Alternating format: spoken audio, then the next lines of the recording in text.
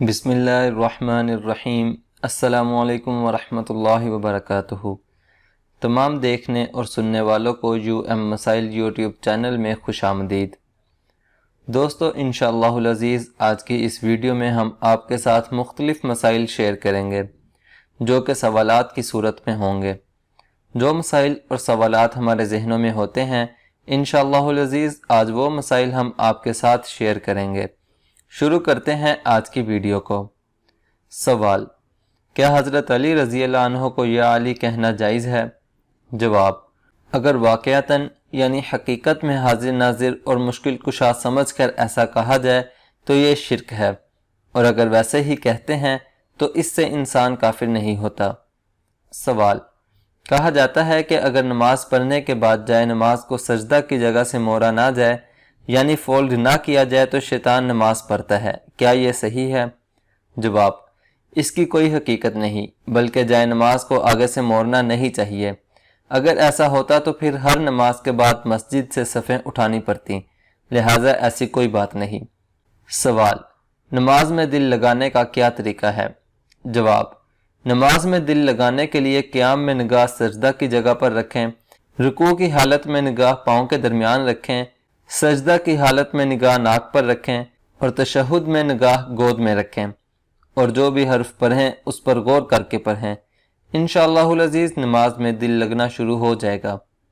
سوال: ایسی شادی میں شریک ہونا کیسا ہے جس میں ناچ گانا اور ڈھول ڈھمکا وغیرہ ہو؟ جواب: جس شادی میں ناچ گانا اور ڈھول ڈھمکا وغیرہ ہو تو ایسی شادی میں شریک ہونا شریعت میں منع ہے۔ سوال: کیا شادی کے موقع پر تصویر بنوانا جائز ہے؟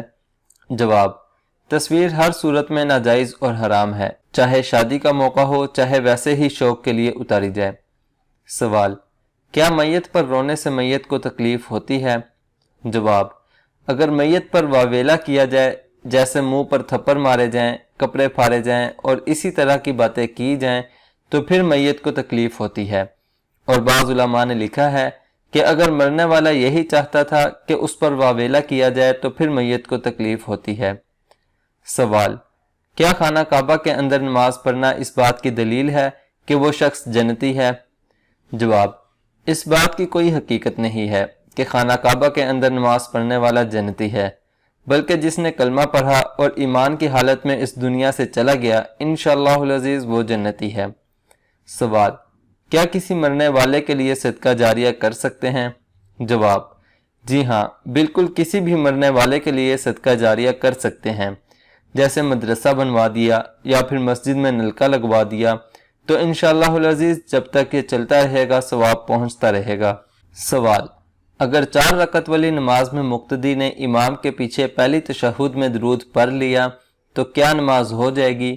جواب: اگر مقتدی نے امام کے پیچھے 4 رکعت والی نماز میں پہلی تشہد میں درود پڑھ لیا تو نماز ہو جائے گی، لیکن احتیاط کرنی چاہیے۔ سوال: کیا منگیتر سے بات کرنا اور منگیتر کو دیکھنا جائز ہے؟